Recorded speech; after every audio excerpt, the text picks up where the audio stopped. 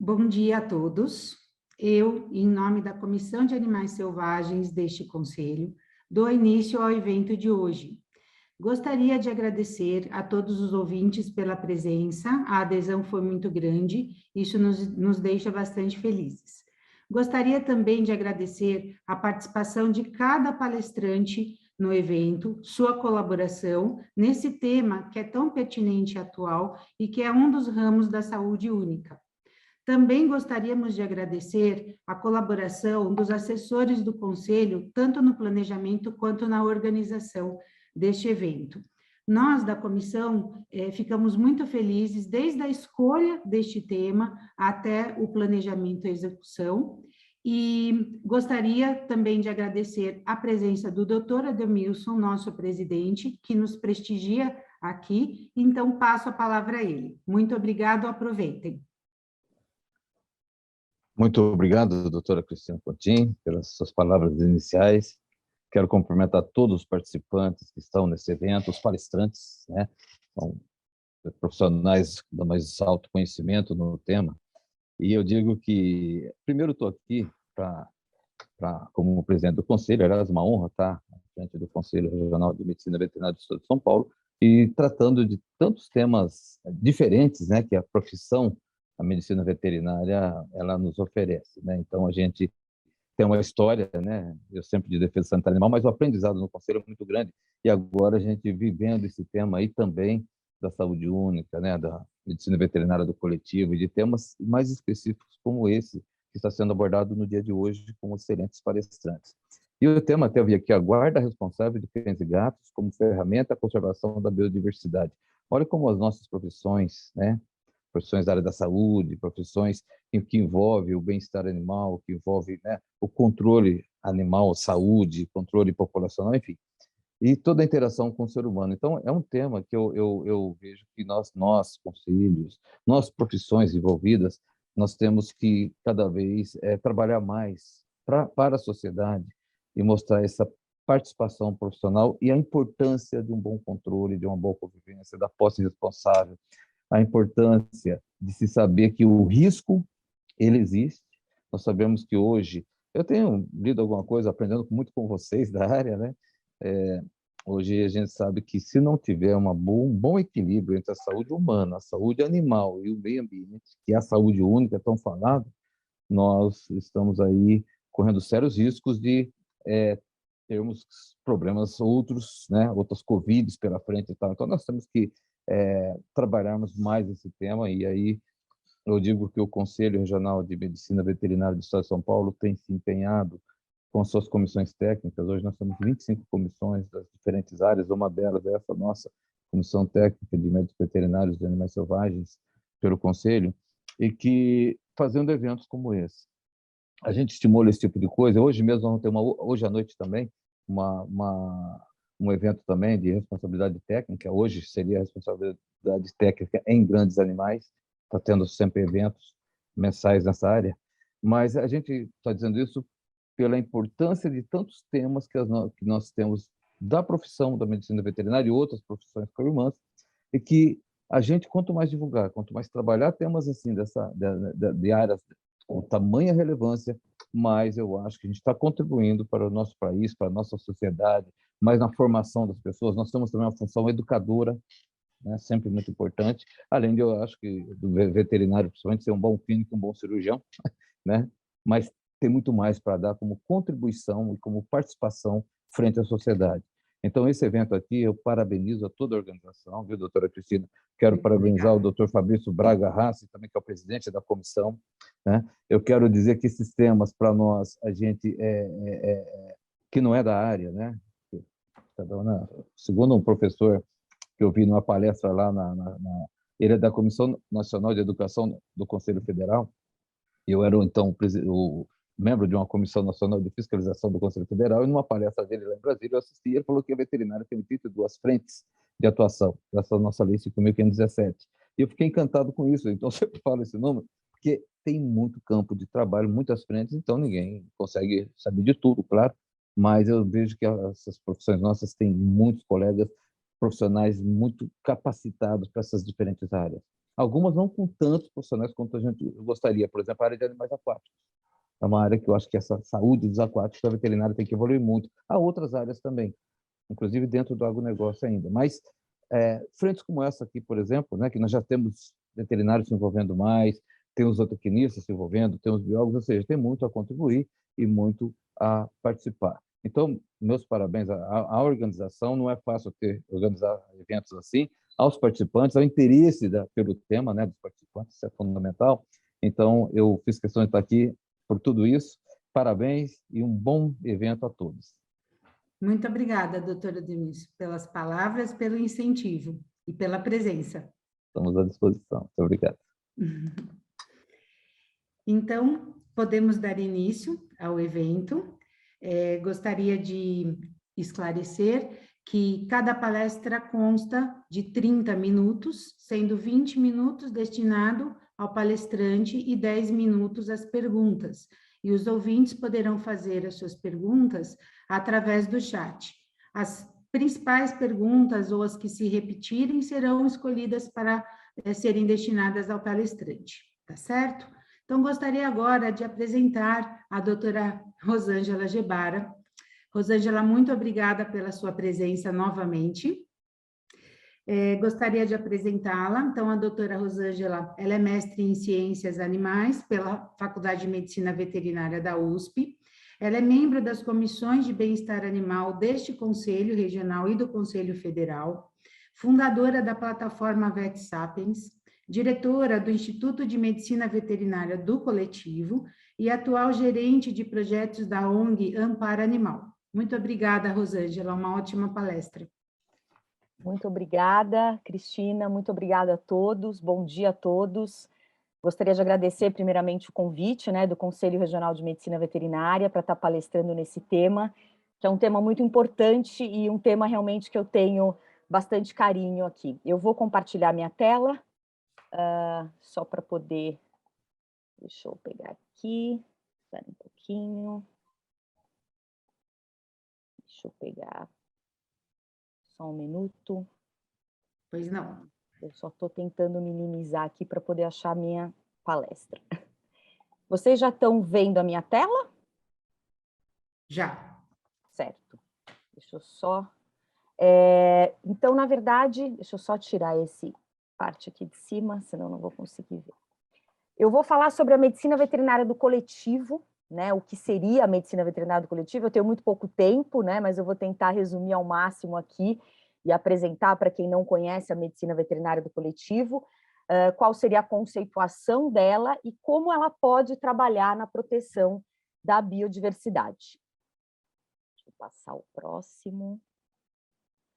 Então, a medicina veterinária do coletivo, na verdade, é uma nova área, né? Se a gente for pensar nas outras áreas da medicina veterinária, a gente pode dizer que ela é nova, é uma nova área multidisciplinar da medicina veterinária, que utiliza conhecimento de diversas outras áreas, né? Como a saúde coletiva, a medicina veterinária legal, a medicina veterinária de abrigos, e trabalha com temas correlatos como o manejo populacional de cães e gatos, como o grande tema, né, que engloba a saúde única, questões relacionadas ao bem-estar animal e também a medicina veterinária de desastres. Toda essa discussão, ela começou já há algumas décadas fora do Brasil, e no início dos anos 2000 nós tivemos algumas reuniões aí, em conjunto com organizações internacionais, com a Organização Pan-Americana de Saúde, para discutir muitas vezes a questão do controle da raiva. E aí a gente começou a discutir os animais, principalmente os cães e gatos, não mais como um ser individualizado, né, mas como um grupo de animais, e como que a gente poderia trabalhar com esse grupo pensando em questões de saúde única. Então, ela surgiu a partir de diversas discussões e necessidades e demandas no início do ano 2000. Em 2011, a gente tem a primeira disciplina de medicina veterinária do coletivo na Universidade Federal do Paraná, que obviamente sempre saiu na frente em questão deste tema, né, desta nova área. E agora, né, de maneira muito feliz, eu posso dizer que a gente, a partir de abril de 2021, o Conselho Federal de Medicina Veterinária reconheceu a medicina veterinária do coletivo como uma nova área dentro da medicina veterinária, né? Então, a partir de agora, nós vamos ter, inclusive, a questão, né, de você poder fazer a especialização nessa área. Deixa eu passar aqui o próximo. A medicina veterinária do coletivo, ela foi, né, como eu expliquei para vocês, ela foi construída através de uma demanda, né, para enfrentar problemáticas que muitas vezes a própria medicina veterinária, dentro das suas áreas e dentro das suas sub-áreas, não conseguiam resolver de maneira eficiente, né, e com aquele olhar clássico de décadas e décadas atrás. Ela tem uma característica muito importante, que ela tem uma abordagem multidisciplinar, inter e transdisciplinar. Então, ela traz, obviamente, conhecimento de diversas áreas para tentar solucionar problemas antigos e problemas novos. Ela tem um olhar sempre integrativo, propositivo e inclusivo, né? Então, a gente sempre tenta desenvolver estratégias novas, estratégias próprias para resolver determinados problemas. E aqui a gente está falando, né, na questão do impacto das espécies domésticas na vida silvestre, na vida selvagem. Isso é um problema novo e a medicina veterinária do coletivo tem trabalhado, obviamente, para resolver esse problema.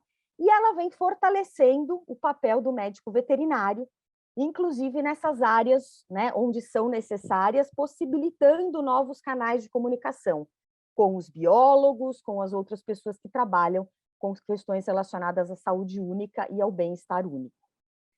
E a medicina veterinária, ela vem tentando ajudar nessa questão da conservação da biodiversidade, tentando promover essas interações, né, entre os seres humanos, os animais e o meio ambiente da forma mais harmônica possível. Obviamente, a gente não consegue, muitas vezes, resolver todos os problemas, mas a gente tenta, né, através da ciência, da ética, da lei, tentar promover essas interações da maneira mais harmônica possível. E nós trabalhamos para isso, né, através de diversas estratégias, que nem sempre é muito fácil, a gente vai ver ao longo dessa manhã todos os desafios, mas a gente tenta propor novas estratégias para tentar resolver isso da maneira mais ética possível. E quando a gente fala da questão do impacto, né, das espécies, tanto espécies exóticas quanto espécies domésticas na biodiversidade, é muito bom a gente ter, né, algumas definições. Obviamente a gente vai falar isso ao longo da manhã, mas eu gostaria de trazer nesse slide algumas definições que eu acredito que a maioria de vocês aqui conheçam, né? Então a gente tem, de acordo com a Convenção de Diversidade Biológica, a espécie exótica é toda espécie que se encontra fora da sua área de distribuição natural. Então, nós temos espécies exóticas aqui no nosso território. A gente tem as espécies exóticas invasoras, né? Que além de ela ser exótica, além de ela estar fora, né, da sua área de distribuição natural, ela também ameaça aquele ecossistema onde ela está, ela ameaça aquele habitat, ela ameaça as espécies nativas, né? E essas espécies acabam, por suas vantagens competitivas, né, e acabam não tendo os seus predadores naturais naquele local, eles têm a capacidade de se proliferar e invadir os ecossistemas. E nós temos agora um problema, que é o tema aqui do nosso seminário, que são as espécies invasoras, consideradas invasoras domésticas, né? E aí a gente vê, né, as espécies domésticas que estão causando uma ameaça ao ecossistema. E aqui a gente vê, obviamente, o cão e o gato.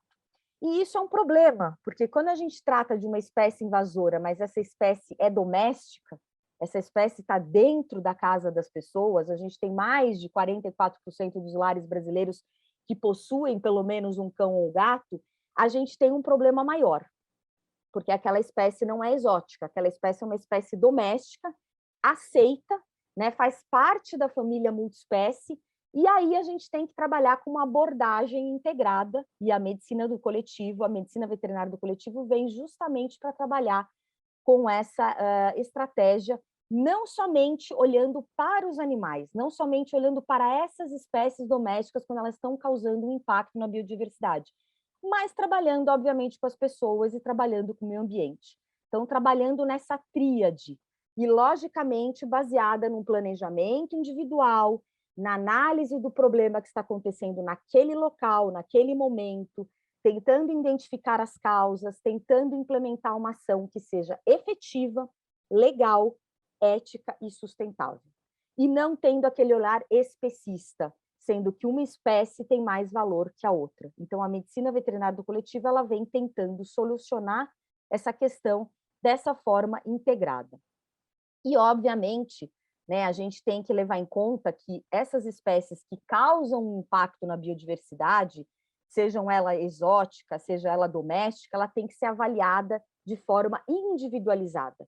A gente não pode ter uma receita de bolo para tratar desse problema, né, da mesma maneira. Então, tem que se avaliar caso a caso, tá? Então, aqui a gente vê, né, alguns exemplos, né, das espécies que acabam tendo um impacto na nossa biodiversidade.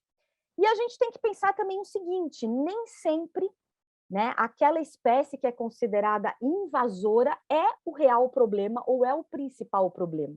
Né? Existem alguns trabalhos mostrando que o impacto direto, né, enfim, da entrada de comunidades dentro de áreas de preservação, da exploração pelo ser humano dessas áreas, né, que são preservadas, muitas vezes causam um impacto maior até que muitas vezes a introdução de uma espécie exótica ou até mesmo de uma espécie doméstica que não deveria estar naquele local. Então, a gente tem que ter sempre um olhar crítico e não culpabilizar sempre o animal desse impacto que pode ter na vida silvestre. Obviamente, existe esse impacto, né? A gente tem que entender que existe esse impacto, mas a gente também tem que entender qual que é a verdadeira ameaça. Tentar ver todas aí os indicadores e todas as questões, todos os possíveis impactos que podem ter na vida desses animais silvestres. Então, é muito importante, quando a gente vai avaliar, também a gente avaliar o número de animais domésticos que existe naquela região, como eles chegaram ali, como eles vivem, né?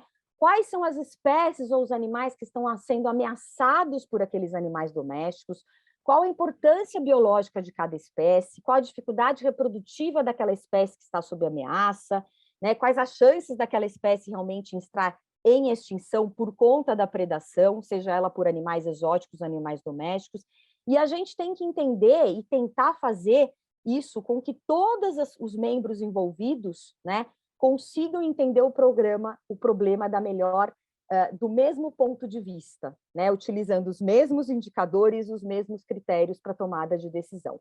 E a gente sempre tem que tentar criar uma estratégia, né, que seja, obviamente, humanitária. E se é possível criar essa estratégia da forma mais humanitária, da forma mais ética e sustentável possível, todos os esforços devem ser alocados para essa solução, tá?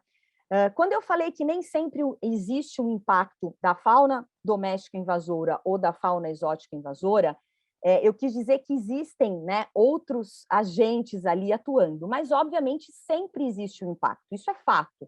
Tá? Existem trabalhos demonstrando que existe um impacto relacionado com a predação, com a competição, né, por alimento, a questão dos patógenos, então das doenças transmissíveis entre esses animais domésticos, animais selvagens, e a gente vai ver hoje em diversas apresentações todo esse impacto. Mas a gente tem que pensar também que esses animais, obviamente, esse impacto existe também porque esses animais estão realmente dentro dos lares brasileiros.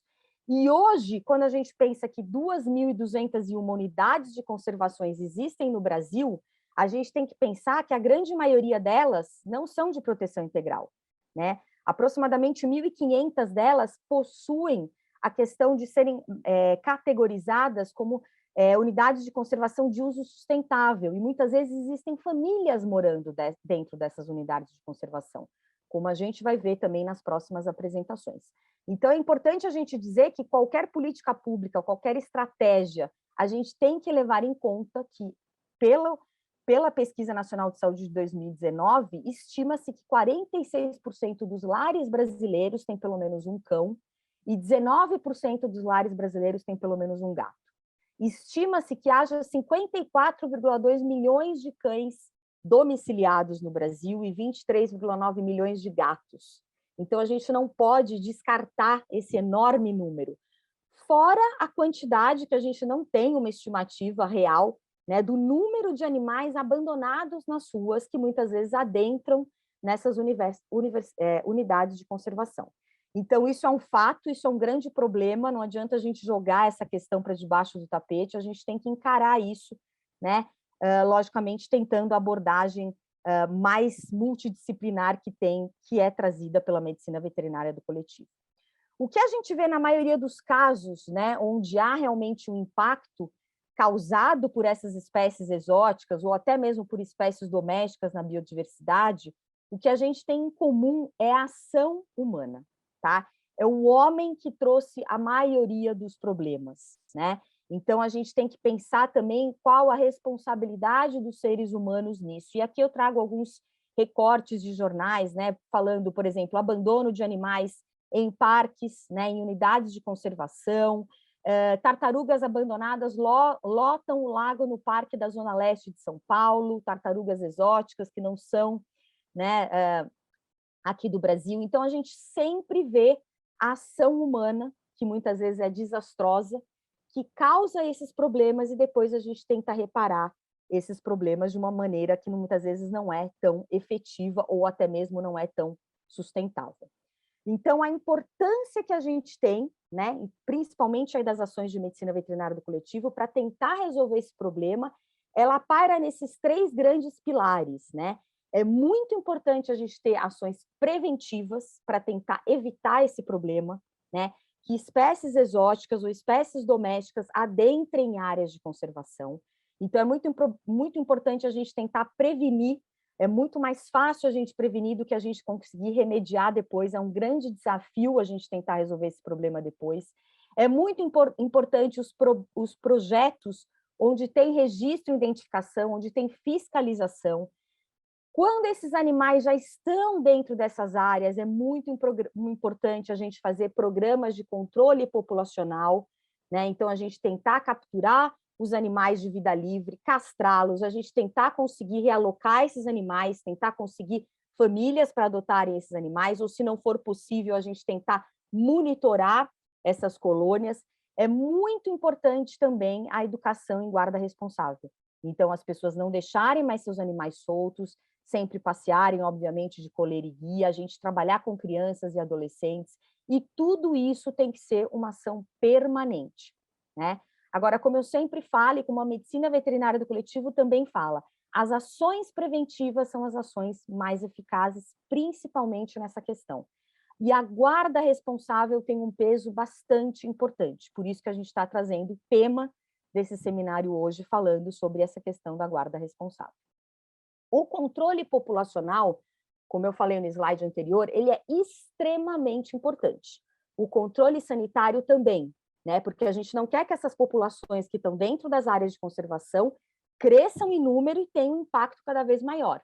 A gente quer tentar diminuir o número dessas populações até um nível que a gente consiga controlá-las, né? Ou até mesmo que a gente consiga fazer com que não exista mais aquela população daquela espécie invasora naquele local. E é um processo longo, tá? E quando a gente fala animais de vida livre, muitas vezes colônias de gato, é um desafio muito maior, né? Porque quando você faz um programa de sede, por exemplo, numa área urbana, você não tem lares para conseguir para aqueles animais, por exemplo, gatos em situação de rua ou gatos de vida livre. Então, você captura esses animais, castra esses animais, vacina esses animais e devolve esse animal, né, aquele cemitério, aquela praça. O problema é quando você tem uma área de conservação, e aí você vai fazer um programa de sede, você vai devolver aquele animal à natureza, e o maior problema que aquele animal causa, que é a predação das espécies silvestres, vai continuar acontecendo. Mas, obviamente, se a gente vai instituindo um programa de controle reprodutivo bastante efetivo e a gente fecha a entrada daqueles animais naquela área de conservação, ao longo dos anos você consegue zerar essa população. Obviamente, isso é um grande desafio, né? Existem alguns trabalhos científicos provando, né, a efetividade dos programas de sede, de captura, esterilização e devolução, principalmente com gatos de vida livre, tá? Mas, obviamente, existem trabalhos que demonstram que é um grande desafio, que você muitas vezes não consegue ter um controle daquelas colônias, principalmente nos locais onde há abandono, onde há entrada de novos animais. Agora, quando a gente fala da predação, é possível a gente diminuir a predação de animais que estão dentro de uma área de conservação? Obviamente, se a gente restringir, né, se são animais que vivem dentro de casa e a gente restringir o acesso desses animais à parte externa, né, à área de floresta, de mata, obviamente a gente vai poder diminuir um pouco essa predação no caso de cães. E no caso de gatos, né? Existe um trabalho, foi publicado em fevereiro de 2021 pela Universidade de Exeter, onde eles falam que gatos que vivem em casas, né, com tutores, gatos domiciliados, mas que têm acesso, né, à parte de fora da casa, que o tutor dando uma dieta à base de carne crua diminuiu a predação desses animais a pássaros em 36%. E se o tutor brincasse com esse animal pelo menos 10 minutos por dia, eles viram que conseguiam diminuir a predação desses animais em 25%. Tá? Então, a gente precisa criar mecanismos para entender, primeiro, a predação de animais que estão numa área restrita, entender como que a gente pode melhorar essa questão dos animais que estão com acesso em áreas de conservação e trabalhar em paralelo, obviamente, o controle populacional e sanitário desses animais. Eu trabalho na ONG Ampara, né? Nós trabalhamos em parceria com o ICMBio, na ilha de Fernando de Noronha. A ilha de Fernando de Noronha tem um grande problema de uma população de gatos de vida livre, né? Em 2018 foi publicado um plano de ação para o controle de gatos em Fernando de Noronha. A Ampara fez parte, né, desses 3 grandes mutirões de castração. Então, em 2019 foram capturados 500 animais castrados, 2021 96 animais e 2022 agora em fevereiro 115 animais. Estima-se que hajam na ilha ainda 100 a 200 gatos inteiros não castrados. Mas a ilha de Fernando de Noronha é um grande desafio. Por quê? A gente vê a entrada de animais inteiros na ilha, ainda não existe um decreto proibindo a entrada de animais inteiros na ilha. O contato que eu tenho com as protetoras e com as pessoas que trabalham na ilha, desde janeiro desse ano até agora, já entraram mais de 20 cães não castrados, filhotes, na ilha, de pessoas, de moradores, tá? Existe um baixo nível de guarda responsável, então muitas vezes as pessoas não deixam seus animais restritos dentro de casa, então deixam seus animais andarem livremente pela ilha. E quando a gente tem uma ilha que você pensa, nossa, é muito fácil de controlar, né? Eu castro todos os animais, eu tento realocar a maioria dos animais, mas se você não tem um controle, uma fiscalização, uma legislação forte atuando, você acaba tendo um turnover dessa população muito grande e você não consegue controlar. Mas, obviamente, esse plano de ação ele é bastante completo, ele foi construído a diversas mãos de diversos cientistas, biólogos, veterinários, e a gente está tentando colaborar aí para a melhor maneira, né, de se controlar essa população. E eu vou terminando aqui a minha apresentação. Obviamente, a gente vai ter, os próximos palestrantes vão adentrar, né, em tudo isso que eu comentei aqui com vocês e vão trazer os projetos, né, os resultados desses projetos, mas a gente tem muitos desafios, né, da medicina veterinária do coletivo trabalhando com esse tema, né, do impacto das espécies domésticas na biodiversidade. E quais são esses desafios? É muito difícil a gente ter um projeto, né, onde a gente consiga trabalhar preventivamente ou consiga trabalhar de forma efetiva desde o início do problema. Muitas vezes, quando a gente vai analisar a causa desse problema, a gente tem, obviamente, uma falta total de um programa de manejo populacional, a gente não tem uma fiscalização efetiva naquele local, a gente tem muitas vezes locais, né, e famílias que moram dentro de áreas de conservação com uma vulnerabilidade socioeconômica, com baixo nível educacional. Muitas vezes você não tem um amparo legal para você fazer ações preventivas em alguma área de conservação. Falta muitas vezes uma harmonia do diálogo entre organizações, né, da sociedade civil, entre as ONGs, os órgãos governamentais, a academia. Algumas vezes você tem critérios estabelecidos, né, que muitas vezes valoram algumas espécies em detrimento a outras espécies, então você tem um especismo embutido aí, e é muito difícil, muitas vezes, você convencer e engajar os diversos setores da sociedade para trabalhar nesse tema com um olhar realmente efetivo, onde você possa ter um resultado, tá? E um grande problema, um grande gargalo, na verdade, é a questão dos recursos econômicos e recursos humanos. E a gente sempre tem que tentar entender que o homem é o grande responsável pela introdução da maioria, né, das espécies e causador da maioria dos problemas que essas espécies invasoras faz. E nós somos os únicos que podemos fazer escolhas, né? Os animais não conseguem fazer essas escolhas. É isso, eu deixo aqui meu e-mail e qualquer dúvida eu estou à disposição. Muito obrigada. Doutora Rosângela, muito obrigado pela sua excelente palestra, muito esclarecedora. Tivemos a participação de muitas pessoas, estão agradecendo no chat, algumas pessoas responsáveis por ONGs também, de amparo animal. Então, percebemos que conseguimos chegar nos nossos objetivos. Muitos profissionais do setor público, das diversas aí, segmentos da área ambiental, né? Então, muito bom, agradecemos bastante. Temos 5 minutos para perguntas, né? Então, se alguém tiver alguma pergunta, a doutora Rosângela está disponível.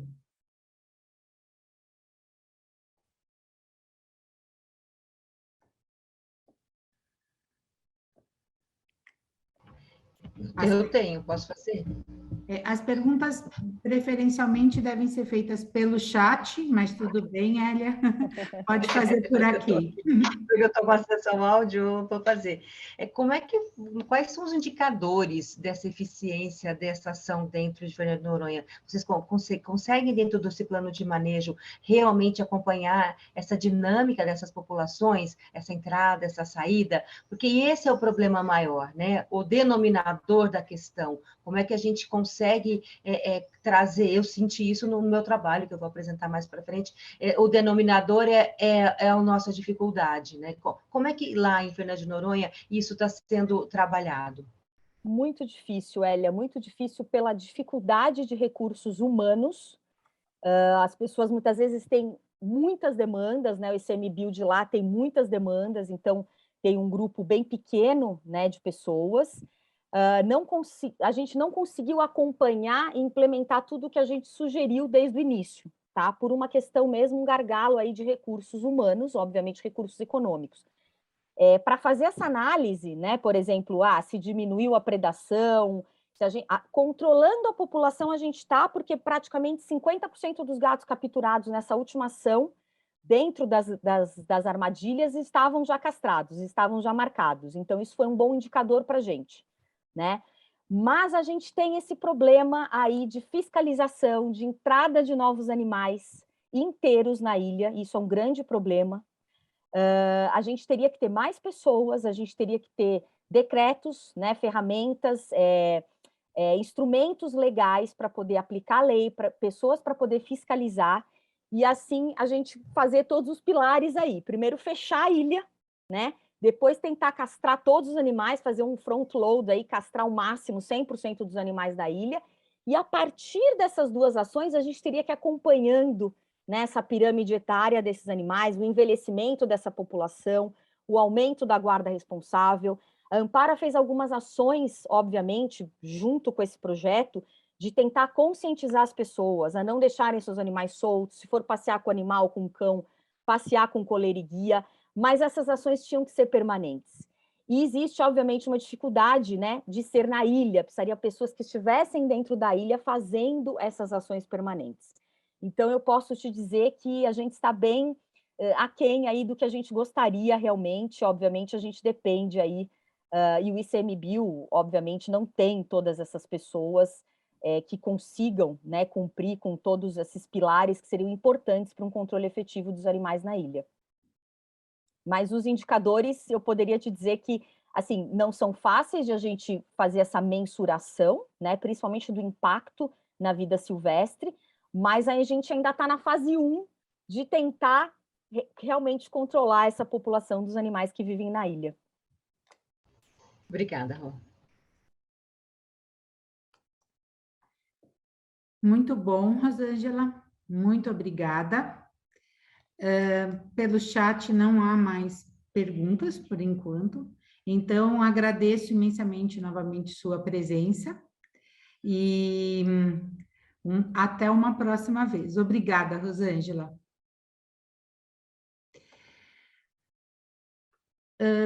Ricardo, se puder já colocar a sua palestra, disponibilizar no chat, aí eu apresento você. Faço sim. Bom dia.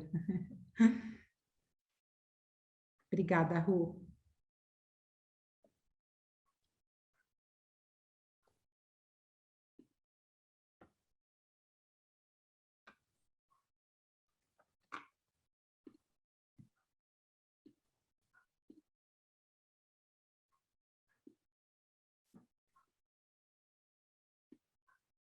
Só um minutinho aqui. Pois não? O computador não está deixando eu compartilhar nada com vocês. Não. Rodrigo, Agora se sim. puder assessorar o professor Ricardo. Ah, agora dá. Agora Já deu. deu, né?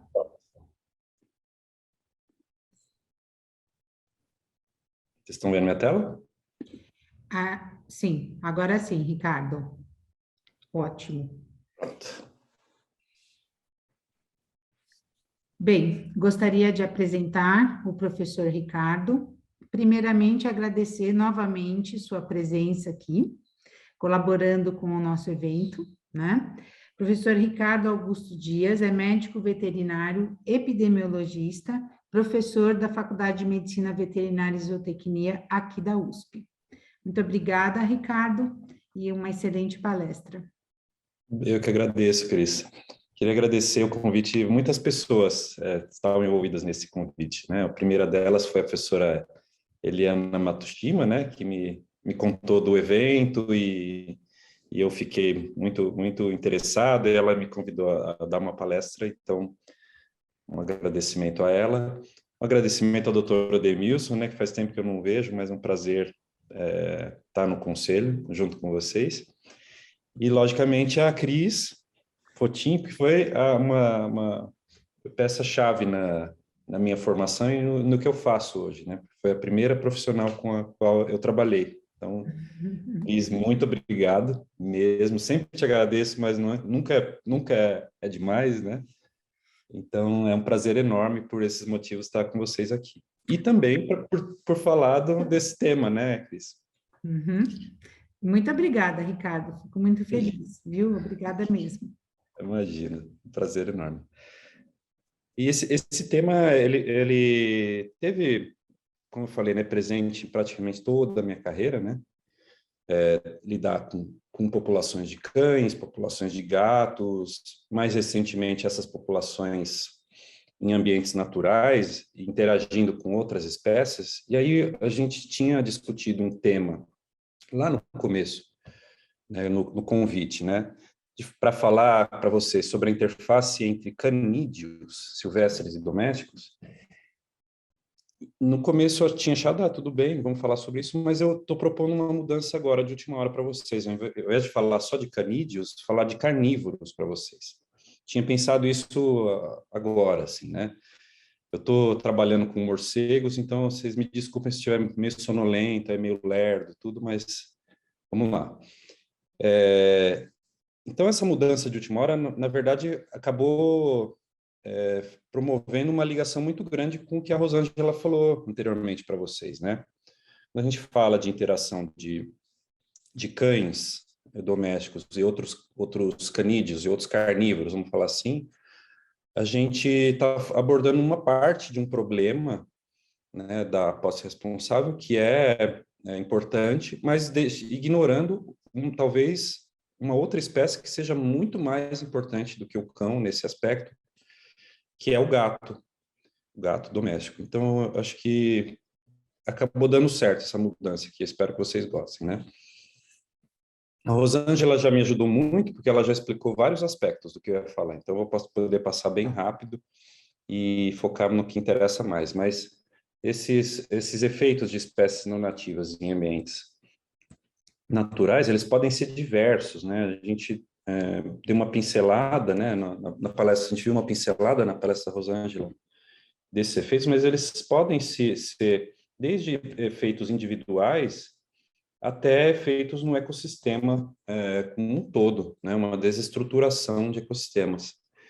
E foi interessante esse exemplo da ilha de Fernando de Noronha, porque esses efeitos, eles são muito maiores, eles são mais fáceis da gente observar, esses impactos, né, naqueles ambientes mais simplificados, onde a fauna, né, é mais simplificada, como são as ilhas. Então, a fauna é pobre, né, a riqueza de espécies é pequena, e qualquer desestruturação pode eventualmente desestruturar todo aquele ecossistema, incluindo também o reino vegetal, né, o que é bastante, às vezes, negligenciado por estudos que trabalham com animais vertebrados, né? E animais invertebrados também. Então, é só um lembrete para vocês. Às vezes a gente foca muito no efeito individual, mas a gente precisa localizar aquela espécie dentro de um contexto maior, né, dentro da comunidade de espécies que existem naquele local de interesse. De forma geral, né, no mundo todo, há levantamento sobre os impactos. A Rosângela trouxe vários exemplos, né, e existe uma publicação da IUCN mostrando, né, e justificando o porquê, né, do impacto dessas espécies, e listou aí 100 delas, 100 as 100 piores, digamos assim, entre aspas, entre várias aspas, na verdade, espécies invasoras pelo mundo, né? Na fotografia vocês veem tem uma serpentezinha, que é a serpente marrom lá de Guam, né? Ela foi introduzida em Guam, na verdade, e é uma das espécies que causam um dos maiores impactos, né? Dentre, vocês têm essa lista, né, das 100 espécies, dentre os vertebrados, a gente pode elencar alguns exemplos aqui dos mais importantes, digamos assim, dos que causam maior impacto. Em primeiro lugar, nós teríamos o gato nessa lista dos vertebrados e dentro dos mamíferos também, né? Em segundo lugar, a gente teria ratos, de forma geral, né? Tanto o rato preto quanto o rato marrom, né? O ratos norvégicos. E em terceiro lugar, não apareceu muito rápido aqui, a gente teria o cão. Então, os cães eles estariam, né, nesse ranking, né? Digamos assim, lá na posição de terceiro, né? Medalha de bronze. Falando dos gatos, só para trazer mais números para vocês, mais informação. Alguns dos maiores levantamentos, né, são 2 artigos muito importantes que estão aqui na referência, eles elencam aí que os gatos eles ameaçam atualmente cerca de 400 espécies, já extinguiram mais de 60 delas. Dentro desses grupos taxonômicos, dentre os mamíferos, as aves, os répteis e os anfíbios, né? As aves são o grupo taxonômico mais afetado, digamos assim. E aí nessas barrinhas vocês estão vendo aqui os números, né? E aí, como eu trabalho em ilhas também, trabalhei bastante tempo em Fernando de Noronha também, eu puxo a sardinha para as ilhas aqui, né, mostrando os números de espécies ameaçadas atualmente em ilhas, para vocês terem uma ideia, né? Então, proporcionalmente à área, né, continental em comparação às ilhas, os gatos ameaçam muito mais espécies, proporcionalmente, né, muito mais espécies em ilhas do que nos continentes. Esse é o número de espécies ameaçadas e também o número de espécies extintas por gatos em ilhas. Vou trazer exemplos para vocês. E dentre os cães, né, os cães, vocês veem, os números são bem menores, mas não menos importantes. Também, olha só que interessante, né, a gente às vezes nem imagina isso, mas os cães também ameaçam, o grupo taxonômico mais ameaçado pelos cães são as aves, seguido pelos mamíferos aqui, depois répteis e anfíbios. E do mesmo jeito, olha, já ameaçam atualmente cerca de 150 espécies e já extinguiram 10. Esse número de 150 ele pode ser subestimado, esse número talvez seja bem maior, chegando aí quase 190, né? Isso colocaria os cães, então, como eu falei para vocês, em terceiro lugar. E nesses mesmos trabalhos, a gente pode ver o nível de ameaça que os cães poderiam causar a essas espécies. A maior ameaça, ela não é a predação em si, né? Não é a predação, a eliminação, né, da presa. mas sim um incômodo. A gente vai abordar bastante isso. E aí, em menor grau, vocês vão ver a predação em si, patógenos estariam em terceiro lugar, a hibridização em quarto lugar, e aqui interações de outras formas em uma forma marginal, aí, digamos assim, tá? E aí eu trouxe um exemplo para vocês, né, para vocês verem visualmente, né, esse impacto. Muitas vezes esses impactos eles não são percebidos pela maioria da população, porque só um exemplo para dar para vocês, né? Ontem de madrugada a gente estava voltando de uma área, de um fragmento de mata, uma RPPN da Sabesp, no município de Cotia. E para vocês terem uma ideia, para a gente chegar ao local onde a gente trabalhou, a gente precisava pegar uma trilha desde a borda dessa mata até o local que a gente trabalhou, mais ou menos na matriz dessa mata, eram uns 10 quilômetros de distância. E a gente via cachorros, cães domésticos, com coleira, por exemplo, muito bonitos, inclusive, andando de madrugada nesse fragmento de mata, né? Mas só que essas imagens são da Índia, é de um site muito interessante, quem não conhece, The Conversation, fala de divulgação científica, de dados produzidos por pesquisadores, tem discussões muito interessantes, mas mostrando fotografias desses impactos que eu falei para vocês. Então, perseguição nessas fotos 1 e 2 é muito importante. A predação, ela sim, ela é possível, apesar de alguns pesquisadores estarem discutindo, né, o papel do cão como predador, mas sim, o cão é um predador oportunista, diferente do gato, né? O gato é um predador especialista, ele vai ativamente atrás da presa, né? Mas sim, o cão pode abater, né, presas. De novo, aqui fotografias da perseguição. Eu chamo aqui de esse tipo de distúrbio aqui na foto 6, que é incômodo, né? Então, a presença do cão fisicamente ali pode mudar o comportamento das espécies, né? Às vezes, nem a presença, mas o próprio cheiro do animal pode causar alteração, né, do comportamento desses animais. Aqui mais algumas fotografias, né, ilustrando isso. E a gente tem que lembrar que o cão, ele não tem nada a ver com o suposto, né, suposto ancestral, né, que muitos ainda acreditam ser o Canis lupus, né, o lobo cinza, mas hoje se sabe que não é, né. Isso foi tema da minha tese de livre docência, mas só estou trazendo algumas coisas aqui para vocês perceberem. Essas diferenças são muito marcantes, né. O lobo cinza forma grupos estáveis, são indivíduos que cooperam na caça, na defesa. Eles, por esses motivos, eles conseguem pegar presas grandes. Então, esse comportamento gregário é importante, né, para a coesão do grupo, né, para que eles consigam ter sucesso como espécie. Já o cão não tem nenhuma dessas características, né? São indivíduos que perderam essa capacidade digamos assim, né, de viver em grupo. Esses são animais que não precisam uns dos outros para predar, né? E, portanto, acabaram se tornando predadores oportunistas somente, não especialistas como o lobo. Só uma aparência, né? Então, na evolução do cachorro, a gente pode considerar mesmo, né? O cão é de fato domesticado, diferente do gato, que pode reverter essa característica, né? Pode se tornar de domesticado a selvajado, de aselvajado para domesticado, depois pode voltar de novo, dependendo da situação onde ele se encontra, né?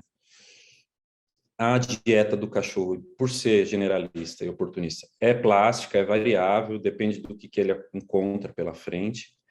Também é uma dieta constituída por vegetais, e aí o impacto dos cães depende muito das presas que ele vai encontrar, então, do tamanho das presas que ele está encontrando. Ele não depende tanto, então, do tipo de espécie que está naquele espaço, né? Mas sim da probabilidade do encontro, né, desses cães com os animais silvestres. É disso que a gente tem que prestar atenção. Então, não é a lista de espécies daquela região que vai deter, espécies nativas, digamos assim, né? Que vai determinar qual vai ser o impacto do cão, mas sim a probabilidade do encontro do cão com essas espécies. Depois eu vou dar alguns exemplos no finalzinho de alguns projetos nesse sentido que nós fizemos. Então, os cães, eles podem se encontrar no ambiente de diferentes formas, né? Desde de um espectro aí do cão supervisionado, como a Rosângela falou, né? Nós temos cães que podem ter restrição, a mesma coisa que serve para gato, tá? Mas que são restritos ou que não são restritos. Nós temos cães restritos que são dóceis, tem cães não restritos que são dóceis também. Podemos ter cães restritos que não são tão dóceis assim, quer dizer, o gradiente é enorme, né, do que a gente pode encontrar. Já os não supervisionados, a mesma coisa, a gente, né, logicamente não tem restrição, podem ser dóceis e podem ter um comportamento feral, acelvajado. Mas o que é interessante da gente ver é que tudo isso, todo esse espectro que eu falei para vocês, né, a não ser os animais supervisionados e restritos, todo esse espectro aí pode constituir o que a gente chama de população errante. Então, dentro de população errante, a gente tem de tudo. E aí é importante a gente entender de que cão, de que gato a gente está falando para poder propor qualquer tipo de controle. E aí, falando então das interações, né, como é o tema, né, que me foi proposto, a gente precisa entender também que depende muito da constituição dessa, eu estou chamando de guilda, né, essa comunidade, né, vou chamar dentro das comunidades especificamente os predadores, né, então a guilda dos predadores, se num ambiente onde um cão ou um gato se insere, essa guilda estiver relativamente intacta, e se ela for diversa, o papel do gato, principalmente, em menor grau do cão, ele seria no máximo do que a gente chama de mesopredador, seria um competidor, né, com outros predadores pelas presas daquele local. Então, num ambiente, vamos falar de uma outra forma, num ambiente conservado, onde haja outros predadores, se houver a presença de cães ou de gatos, esse papel desses animais domésticos vai ser de competidor, né, junto com esses outros predadores, e possivelmente o impacto deles seja bem menor do que se esperasse, né? Já em ambientes perturbados, né, ambientes degradados, onde a guilda dos predadores estiver muito exaurida, ou se estiver até mesmo ausente, como é o caso, por exemplo, em Fernando de Noronha, nós não temos predadores, competidores de cães e gatos. Esses animais acabam ocupando um papel que a gente chama de predadores topo. E aí sim o impacto desses cães ou gatos pode ser extremamente elevado. E esse impacto pode ser tanto pela morte direta, como eu falei para vocês, ou pelo medo instilado, que é aquela, às vezes, a presença do cão, ele não está nem aí para os animais, mas ele causa uma mudança comportamental, ou fisiológica, ou do uso, né, do habitat pelas presas. Às vezes até mesmo o cheiro, né, de predadores pode causar esse efeito. E aí, um aspecto muito interessante que a Rosângela trouxe dos gatos, né? Trazendo para os cães aquilo que ela falou, né, do subsídio humano. Então, ela comentou, né, dar ração e brincar com gatos pode diminuir um pouco a predação, mas vocês perceberam que diminui um pouco. Ela não elimina, né, a probabilidade de um gatinho que fica uma parte do tempo em casa e sai, né, não elimina a probabilidade desse animal predar animais fora de casa. No caso dos cães, esse efeito ele é mais pronunciado, ou seja, se houver subsídio, a probabilidade de um cão predar ela é muito menor, é quase zero, né? Entretanto, esse subsídio aí, né, essa ajudinha, né, dos humanos, ele vai fazer com que a população de cães tenda a aumentar cada vez mais. Então, essa pressão, né, ela pode se dar de forma indireta, né, com novos indivíduos entrando nessa população. Então, o controle populacional realmente ele tem muito impacto nisso. E os cães, diferente dos gatos, eles não cruzam fragmentos de mata aleatoriamente. Os cães tendem a usar estradas e trilhas humanas para se locomover. E, às vezes, a presença dos cães, diferente dos gatos, né, em áreas conservadas ou áreas menos impactadas, digamos assim, ela se dá acompanhando humanos, por exemplo, caçadores ou pessoas que estão usando aquele espaço, né? E aí, nesse contexto todo, já para mais ou menos finalizar a discussão, os cães, eles podem ser considerados parte da comunidade de carnívoros numa região. Isso a gente viu em vários exemplos, em vários projetos que nós fizemos. Então, dependendo de como esse cão tiver, né, naquele espaço, de que outras espécies de carnívoros, né, de predadores estiverem ali, esse impacto, ele pode ser, essa interação e esse impacto na fauna pode ser maior ou menor. Mas, normalmente, os cães, eles não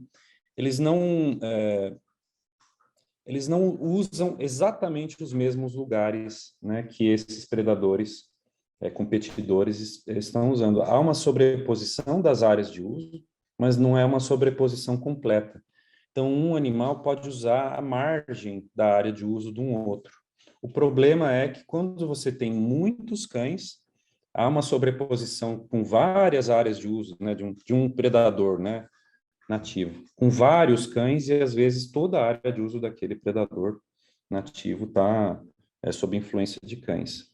E aí vocês podem pensar, com essa proximidade pode levar a que, desde a competição, transição de patógenos, pode ser direta ou indireta, né, e a alteração do comportamento de ambos, né, a competição por alimento e essa reação que eu falei para vocês, ela pode ocorrer quando acontece isso. E existem algumas propostas, né, de como modular essa competição, né, e competição, não vou falar, vou dar um exemplo específico, mas como que a gente pode modelar essa interação, né? Essa interação, ela pode ser estimada, ela pode ser modulada pelo risco, né, para os carnívoros daquela região, os carnívoros simpátricos, né, da presença do cão ou de um gato, né, e aí essa interação vai aumentando conforme houver essa maior probabilidade, né, de encontro desses animais, ou do comportamento dispersivo do cão ou do gato, né? Tem cães que têm uma propensão a se dispersar mais do que outros, e também a densidade populacional, se for mais elevada, a probabilidade de interação ela pode aumentar. Então, é um gráfico interessante de analisar. Isso aqui é só para ilustrar o que eu já falei para vocês, né? Então, existem diversas formas de competição. Tem uma competição que a gente pode chamar de aparente, tem competições que não são tão aparentes assim, tem essa competição por uma fonte de alimentação, né? Tem interferência direta ou indireta, quer dizer, tem várias formas dos carnívoros interagirem.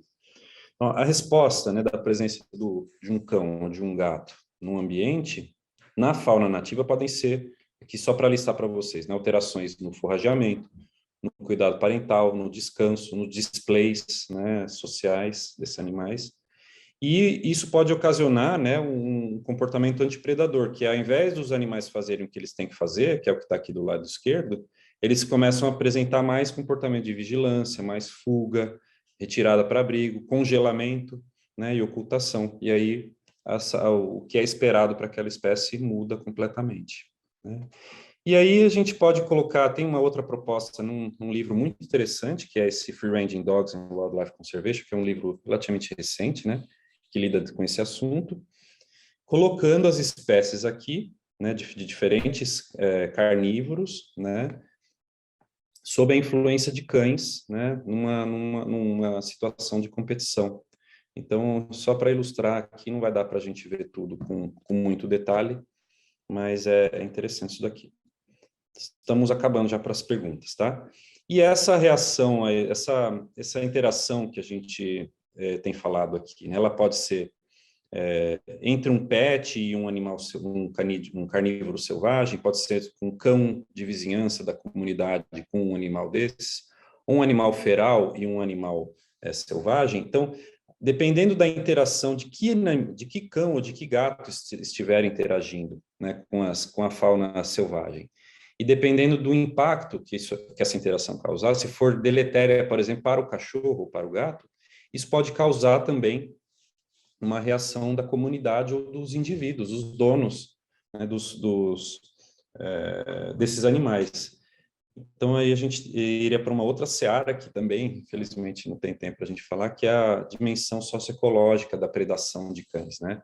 Causando aí, então, uma reação da população com relação à fauna selvagem, às vezes até mesmo aumentando a pressão sobre essa fauna por conta de uma interação agonística para o cachorro. O último aspecto aqui é essa interação aí que a gente está comentando desde o começo, né? Pode levar à transmissão de patógenos, né? Então, aqui, ó, nessas cores dessas barras, a gente tem aqui a interação de patógenos entre cães e outros carnívoros, entre cães e ungulados e entre cães e ambos esses grupos taxonômicos, né? A gente vê que bactérias lideram esse ranking, digamos assim, seguido por eumintes e vírus, né? Mas vocês veem que para determinados grupos aqui, ó, para bactérias, desculpa, para eumintes, por exemplo, há uma troca muito grande desses patógenos, digamos assim, vou chamar assim, né, de forma genérica, entre cães e outros carnívoros, e muda um pouquinho para os outros, né?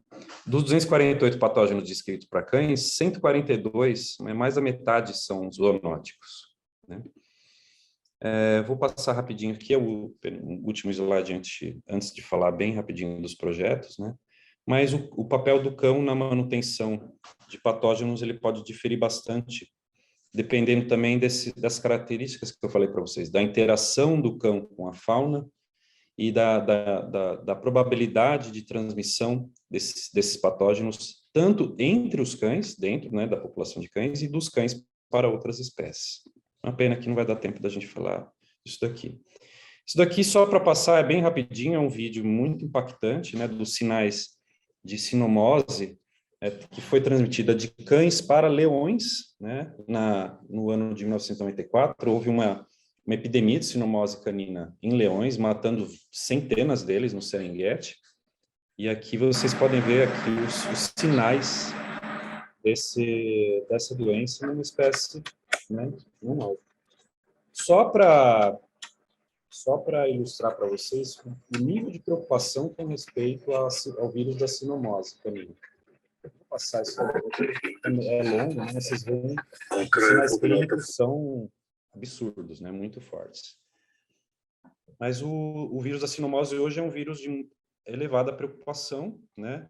Ele é um vírus que tem capacidade de ser transmitido para diversos grupos taxonômicos, não só entre carnívoros, e possivelmente haja um perigo de transmissão zoonótica desse vírus no futuro. Tem vários grupos no mundo com atenção sobre esse vírus para verificar, para monitorar esse aspecto. Eu vou ter que, infelizmente, finalizar, que meu tempo acabou. Mas só para fazer um painel para vocês dos projetos do nosso laboratório, né? Nesse tema, tem o programa Conservação, já acabou, infelizmente, esse projeto. A gente trabalhou no Parque Saúde de Carlos Botelho. A Silvia Silvia Godoy, né? Pode falar muito mais desse projeto. Liderou esse time junto com o professor Fernando, lá do nosso laboratório, envolvendo diversos alunos, lidando com essa interação entre carnívoros domésticos e silvestres. Um outro projeto lá em Caraguatatuba, no Parque Estadual do Serra do Mar, onde a gente trabalhou com esse aspecto com relação aos cães, no parque, lá no núcleo de Caraguatatuba, né?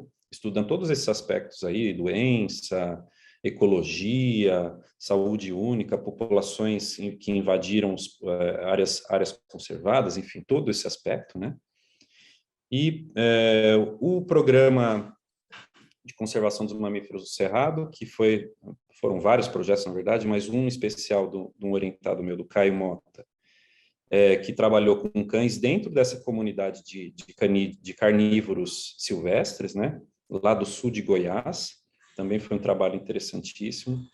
E a gente trabalhou durante muito tempo em Fernando de Noronha também. Eu, especificamente, trabalhei com gatos. Eu ia acompanhar meus alunos que trabalhavam com as outras espécies invasoras, né? E eles falavam que, Ricardo, você está muito sem ter o que fazer. E aí eu inventei um projeto lá na hora. Fui percorrer as trilhas de Fernando de Noronha à noite, contando os gatos ferais e fazendo o primeiro levantamento desses animais no arquipélago. Mas era isso, gente, queria agradecer, eu acho que eu estourei um pouquinho de tempo, me desculpem, acho que tem ainda 4 minutinhos para perguntas, né, Cris? Eu não sei se tem alguma para fazer, mas desculpa avançar no tempo. Imagina, Ricardo, gostaríamos de agradecer a sua palestra muito esclarecedora, né, e enriquecedora, né, com muitas informações importantes, abre muito a nossa mente, né? Temos, sim, um tempinho aqui, uns 3 minutos para perguntinhas, tá? Existe uma pergunta aqui no chat, não sei se seria bem para você, talvez mais para frente para a Silvia, mas acho que você poderia responder. É da Ana Tereza, a pergunta é: Aonde tem uma população de rua mal assentada, em condição de barraca, sempre tem cães também. Eles têm lá o cuidado de alimentar esses cães com ração, né, para evitar que esses cães ataquem os gatos. Como isso pode ser feito, pois não conseguimos lares para todos? Não entendi como isso pode ser feito, mas vamos lá. Na verdade, eu não entendi muito bem a pergunta. Acho que a preocupação dela era ataque de cães com relação a gato. Esse contexto precisa ser observado com muita atenção, né? Porque muitas vezes os cães têm até medo dos gatos, né? Então, isso da gente levar como regra, né? O cão ataca o gato ataca o rato ataca, né? E a cadeia, né, trófica funciona desse jeito. Não é bem assim também, mas precisa ver o contexto, né, do que está acontecendo. Cães, como a gente falou, né, se a preocupação são gatos, tudo isso que a gente falou não cabe perfeitamente, né, mas com relação aos cães e à fauna, né, se houver algum subsídio para os cães, já diminui esse impacto sobre a fauna também. Com relação aos gatos, o subsídio diminui também um pouco. O ideal realmente é restringir o movimento, mas nessa situação é muito difícil. Talvez uma estratégia nessa situação seja realmente oferecer alimento, né, para esses animais. Mas como eu falei para vocês, às vezes a gente tem que ver o contexto mesmo. Então, oferecer alimento para os animais e a população está numa situação de vulnerabilidade tão grande que nem as pessoas têm alimento, então fica um pouco difícil da gente até mesmo colocar em prática, né, uma ação como essa. Então, vocês veem que o contexto, às vezes, é mais importante do que a espécie em si, né? Do que um cachorro ou gato, um animal impactado ou animais impactados. Você precisa ver. Isso é a beleza da saúde única, né? É você ver um problema sob diversos aspectos e tentar trabalhar da melhor forma esse problema, né? Mas eu não sei se eu podia ajudar, talvez eu não tenha entendido muito bem, mas eu acho que era mais ou menos isso, né? Tá? Depois a gente vê se a Ana Tereza tem mais alguma dúvida. Sim. Muito obrigada novamente, Ricardo, muitos elogios aqui no chat. Sim. Realmente foi muito esclarecedor. Muito Agradecemos a sua presença. obrigado, minha querida. Até a próxima. Até a próxima. Liliane, se você quiser já colocar a sua... Olá. Uhum. Tá joia, vamos ver aqui.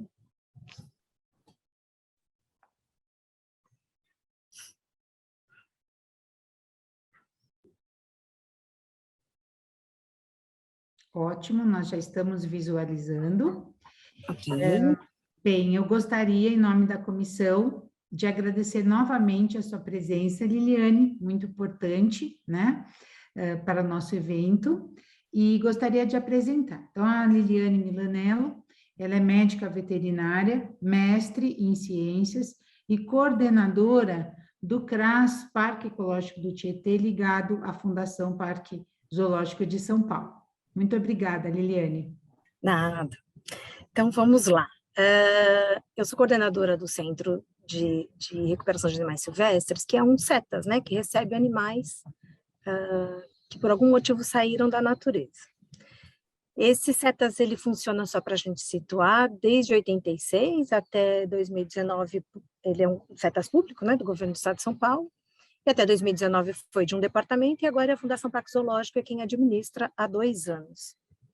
O objetivo de um CETAS é receber esses animais. O principal motivo ainda é o tráfico, mas a gente recebe muitos animais acidentados ou que necessitaram remanejamento, né? Então, a gente identifica, trata, reabilita, que a gente entende o que é reabilitação por recuperação máxima do estado natural do animal, daquele estado mais selvagem, próximo da biologia daquele animal, e destina esse indivíduo, seja para o cativeiro ou seja para a natureza de volta. Só lembrando que esse CETAS fica na região de São Paulo, na zona leste de São Paulo, então estamos inseridos aí na região metropolitana de São Paulo. A gente vai ver um pouquinho da realidade aí dessa casuística em que os amigos falaram anteriormente, que são os animais recebidos, vitimados pelos nossos queridos cães e gatos aí, né? Então, só para a gente situar, de 2006 até agora, a gente recebeu mais ou menos 1.141 animais silvestres relatadamente vitimados por cães e gatos, que representa hoje por volta de 1% das nossas entradas. Por que relatadamente? Provavelmente esse número é subestimado, porque no momento da entrada é feita uma anamnese, um questionamento sobre o encontro daquele animal vitimado por cães e gatos, e só aquelas pessoas que de fato viram o ataque, presenciaram, salvaram aquele animal silvestre, vão relatar que foi um caso, mas muitos dos animais são achados já acidentados, vitimados, machucados, mas a pessoa não consegue dizer exatamente o que levou àquela situação, aquele animal. Então, a gente imagina que esse dado é menor do que o real. Por que isso é tão importante, né, na cidade? Quase a totalidade, né, quase 80% desses animais vão a óbito, ou eles chegam em óbito, né, eles têm indicação de eutanásia devido à gravidade das lesões, ou eles morrem nas primeiras horas ou dias de tratamento. Para a gente situar aí mais um dado de pandemia, olha só, esses números de animais são o número de animais vitimados. A gente pode perceber que em 2020 e 2021 é um número muito grande de animais, desses 1.100 animais. Muito provavelmente, a gente imagina que é porque as pessoas passaram a trabalhar dentro de casa, ou por conta do isolamento, elas passaram a enxergar o que acontece no quintal delas, ou no bairro delas, ao redor delas, durante o dia, né? Então, muitas pessoas conseguiram recolher esses animais que foram vitimados pelos animais domésticos. É isso que a gente notou uma diferença bastante significativa em relação aos anos anteriores, né? As principais causas que levam a esse acidente, primeiro é que muita gente não sabe, não percebe, mas a gente convive com uma fauna urbana. Esse termo nem é tão correto, mas existem animais silvestres que compartilham esse meio antrópico com a gente, né? A gente nem vê todos os dias, nem vê toda hora, mas se prestar atenção vai perceber que tem aí muitos animais.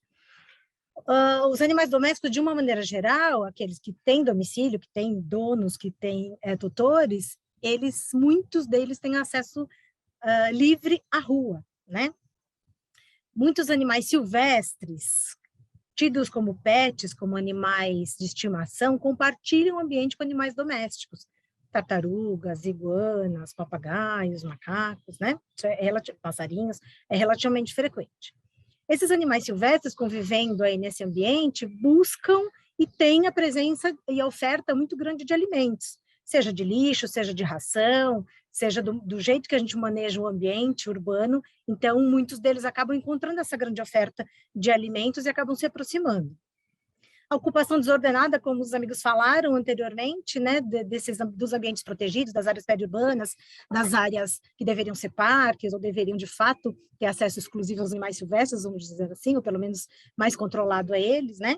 Os animais não trópicos, que de alguma maneira se favoreceram, tem condições mais plásticas da biologia, que foram favorecidos com o crescimento das cidades e dividem a cidade com a gente dessa maneira, e a caça intencional, né, com o uso de animais domésticos, especialmente aqui numa região em que a gente é lindeiro a Guarulhos, Serra da Cantareira, Mogi das Cruzes, Itaquaquecetuba, que são áreas próximas de áreas florestadas ou ainda de mata relativamente intacta, né?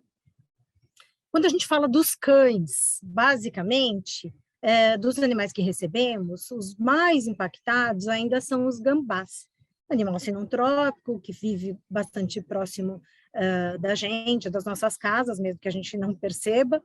Os irerês, por incrível que pareça, né, os anseriformes, jabutis, que nesse caso são os domiciliados, representam aí o maior número de animais. Os ouriços, que a gente está lá com 8 indivíduos, por isso que a gente considera até subestimado aqueles valores. Quem ainda nunca viu um caso de um cachorro em que estava cheio, né, daquelas cerdas, daqueles espinhos modificados dos ouriços, é bastante frequente. Então, a gente vai falar aí por que acontece tanto esses acidentes com gambás. Basicamente, porque é isso, é um animal que se favoreceu com o crescimento urbano, está muito próximo da gente, vive em ambientes muito alterados, em qualquer praça, parque, né, ou nessas áreas que há condomínios, que são áreas mais naturais, O manejo inadequado de lixo, desde descarte inadequado em lixões, ou até mesmo dentro da nossa casa, então de destinar o lixo em qualquer horário, ficar com o lixo aberto, né? Alimentação, oferta de alimentação de animais domésticos de ração ad libitum lá 24 horas, isso acaba atraindo esses animais que têm hábito noturno, especialmente à noite, né? E também é considerado um animal indesejado. Muita gente considera que é um rato, que é uma praga, e acabam até atiçando os animais, especialmente cachorros, para cima desses animais. É muito frequente receber fêmeas puerpérias que acabaram de parir ou prenhas, que estão com uma maior lentidão, mortas, e os seus filhotes, órfãos, para poder tratamento. Muitos desses animais que eu comentei que os cachorros são estimulados a caçar, né, a pegar esses indivíduos por serem considerados indesejáveis, têm lesões horrorosas, como essa fratura aí de coluna bastante impactante, ou lesões que acabam tendo indicação de eutanásia desses animais, então é bastante frequente. Infelizmente, ainda é um animal mais recebido. Os irerês que eu comentei, geralmente tem não necessariamente a morte desses indivíduos, mas quando eles estão com filhotes, né, os pais geralmente chegam perto de uma praça, de uma área que tem com água, ou até muitas residências com piscinas, a gente costuma receber, os cachorros acabam acuando esses indivíduos. E a macho e a fêmea acabam voando, e os filhotes que não têm capacidade de voo são resgatados, né? Coloquei até entre aspas aí pelo aqui o resgate, porque na verdade não é um resgate, né? Você acaba separando pais e filhotes e eles acabam entregando aqui. Algumas vezes é por caça também, mas o principal motivo é esse, é espantamento, afugentamento dos pais e a permanência dos filhotes. Esses animais que são os quelônios, né? Então, aquela história que eu comentei de que as pessoas que mantêm esses animais, muitas vezes, e se não a maioria das vezes, provenientes do tráfico ilegal de animais, que são mantidos como pet, esses animais, por serem répteis e terem uma menor interação com as pessoas, têm os cuidados muito negligenciados, muitas vezes permanecem lá no quintal da casa deles e as pessoas nem veem por muitos dias, ou mal sabem qual é a situação real, não examinam esses animais, não têm contato físico grande, e muitas vezes é compartilhado esse acesso com cães, os cães acabam roendo o casco, mutilando esses animais, machucando gravemente. Então, a maior entrada desses quelônios é pela entrega mesmo, né? O resgate, vamos dizer assim, dessas interações que são tão ruins quanto o tráfico, quanto a negligência no tratamento e nos cuidados desses animais e a interação com esses cães. Os ouriços também são situações bastante corriqueiras de receber esses animais, são animais que vivem mais em áreas um pouquinho mais preservadas, mas também com esse crescimento desordenado de condomínios, né, que a gente vê aí na região periurbana de São Paulo, até de outros municípios aqui próximos, e isso causa ferimentos em ambos, é muito mais frequente em cães do que em gatos, mas de fato são duas espécies que de fato não interagem de nenhuma maneira adequada, né? Sempre com lesão em ambos os indivíduos, com lesões bastante graves muitas vezes. Bom, a gente, em áreas que são mais florestadas ou mais preservadas, a gente tem esses graves problemas, desde o instinto do animal de caçar até a caça intencional, né, com uso de guia de cães, a gente recebe muitos desses animais que vêm de Mogi das Cruzes, da Serra da Cantareira, e até esse caso aqui desses tatus, aqui na foto de baixo, que é aqui dentro do parque. O parque é uma área relativamente preservada, dentro do ambiente urbano, e muitos cães, apesar de ser proibido o acesso de cães domésticos para passeio, para entrada, eles invadem à noite e acabam caçando, né? Então, a gente teve um episódio aí de uma chacinazinha aí, de alguns dias, algumas noites, né, de ataque dos cães nesses tatus.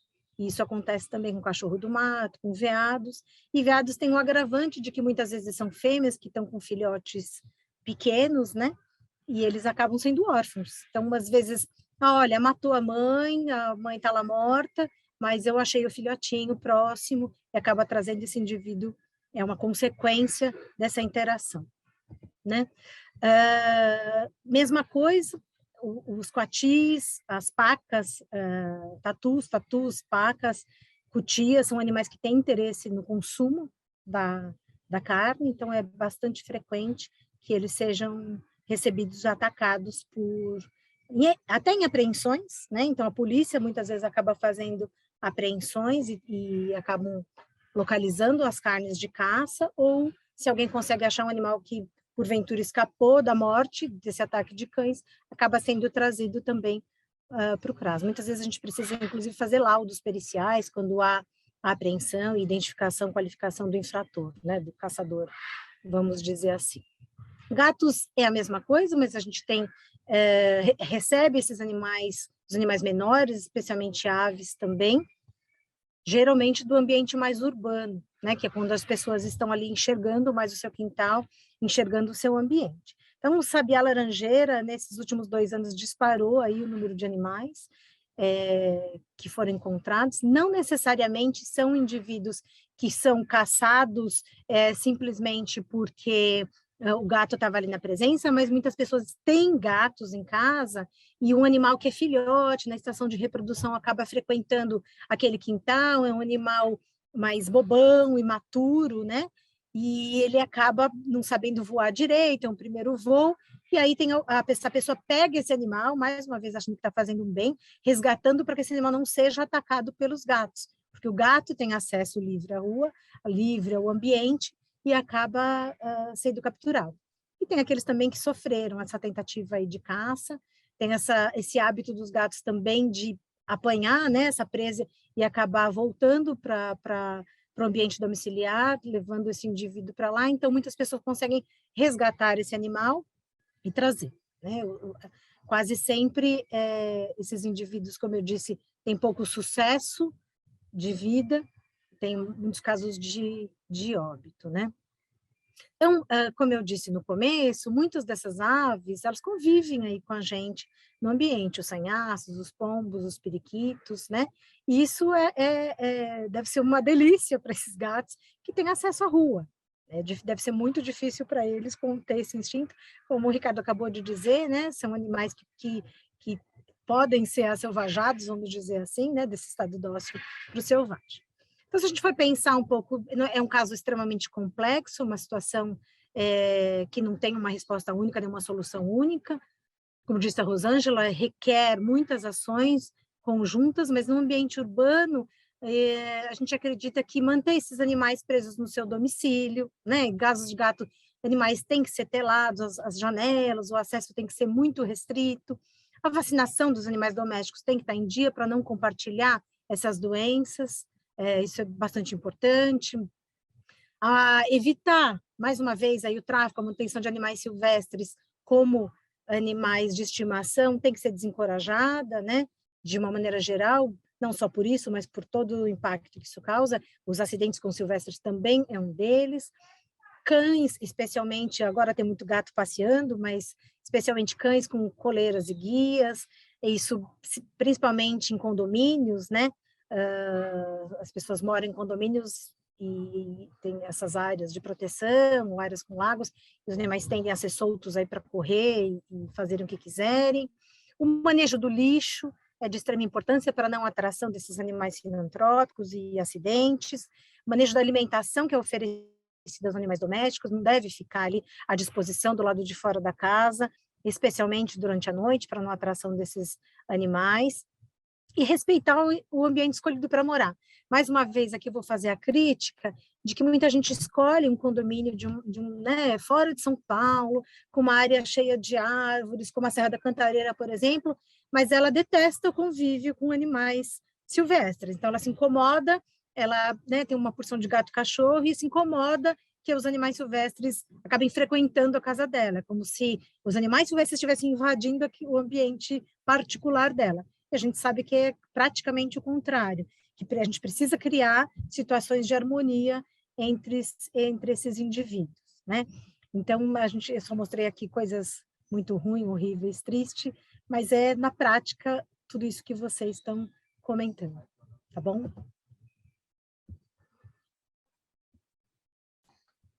Liliane? Oi. Muito, muito importante tudo que você falou, muito esclarecedor, né? Tanto desde o início, na atuação do CRAS, nem todos os médicos veterinários têm noção da amplitude do trabalho de um centro, né, de recepção e reabilitação de animais silvestres, e particularmente aqui nessa palestra, o médico o médico veterinário que lida com cão e gato, ele enfrenta também o recebimento de muitos animais silvestres, né? E então esses colegas em clínicas, é muito importante esse esclarecimento de como, para onde podem enviar esses animais, como esclarecer essas pessoas, né? E, no outro lado, os veterinários clínicos que trabalham com silvestres, também é muito importante toda a informação que você passou, no sentido do papel de conscientização dessas pessoas, desse público, em relação ao meio ambiente, tanto em ter um animal pet silvestre legal, quanto na prevenção, né, de problemas, na conscientização da não aquisição, né, desses animais, e também no direcionamento, né, tanto dos animais que vêm acidentados, que eles têm um socorro, né, há a possibilidade desse socorro, né, pelo poder público. Então, muito importante. Eu parabenizo você, aqui eu me expressei um pouco mais porque eu estou do outro lado, então a gente recebe esses animais em clínica, recebe essa população, e é um papel de cada um de nós na conscientização, principalmente em relação à manutenção de espécies não legais, né? Direcionar essas pessoas para o comércio legalizado e ajudar na conscientização, que é um trabalho de formiguinha, mas que a gente vê resultados. Nós temos, desculpa, me alonguei, mas é porque o tema é importante, né, e é empolgante, e você trouxe, assim, de uma forma muito clara e organizada. Temos tempo para perguntas, então, no chat, se alguém tiver dúvidas, pode aqui perguntar, tá bem?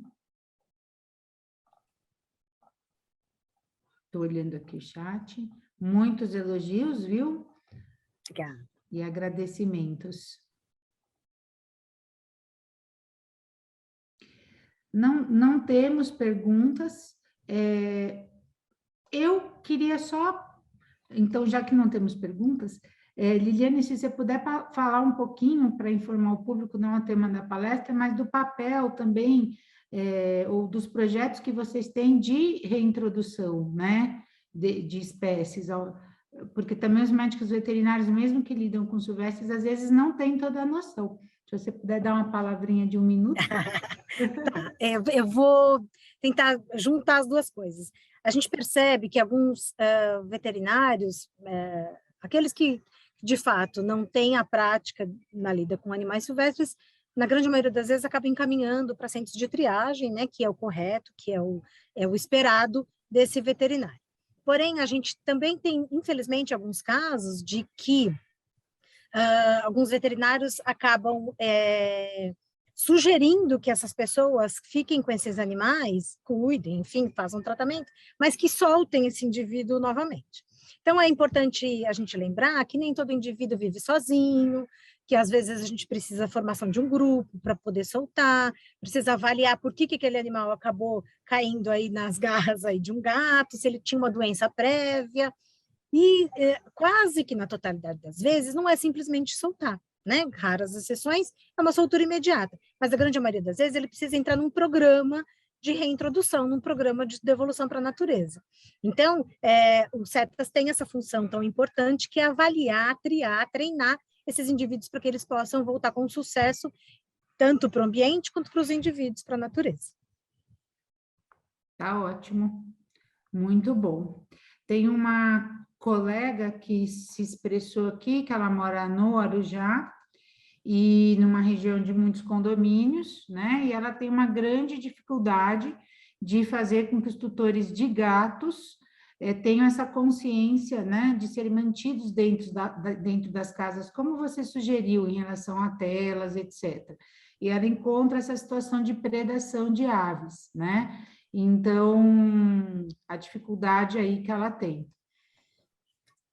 Mais uma vez, a complexidade da questão, né? Exigem várias ações simultâneas. A educação, sem dúvida nenhuma, é uma delas, né? Talvez campanhas de conscientização, talvez participar a prefeitura, os centros de controle de zoonoses, inseri-los, né, ONGs, nesse contexto para que haja um trabalho em conjunto, né? Exatamente, a conscientização e a educação, né? E, na verdade, em relação a esse problema dos gatos, também colocar para esse tutor que a tela, né, telar sua casa é uma proteção para o próprio gato, né? Que vai prevenir acidentes com ele, não só para o meio ambiente. Então, pode dar um reforcinho aí na orientação, né? Exato, exatamente. Às vezes, né, pela proteção do animal, em si, a pessoa, às vezes, pode aderir, né, mais à ideia, né? Essa ideia, né, de que eu sou gateira, eu tenho um monte de gato, mas até muito pouco tempo atrás era isso, né? Gato não, gato é um bicho livre, gato tem que poder dar volta, gato tem que ter acesso à rua, né? Por sorte, aí, a gente tem mudado os conceitos, tem aprendido de que não é assim, né? De que as coisas têm regras, têm critérios, que é melhor para o todo, como disse a Rosângela, para a medicina e do coletivo, né? Exatamente, né? O papel do médico veterinário como agente de conscientização ambiental. Exato. Tá ótimo. Não temos mais perguntas, por enquanto. Então, agradeço novamente sua participação. Obrigada. E a sua colaboração no nosso evento. Muito importante. Obrigada, Liliane. Obrigada. Bem, pessoal, nós temos então agora um intervalo, né? E para um café, uma água, esticar um pouquinho o corpo. E voltamos então às 11 horas, tá bem? Com a presença da doutora Silvia.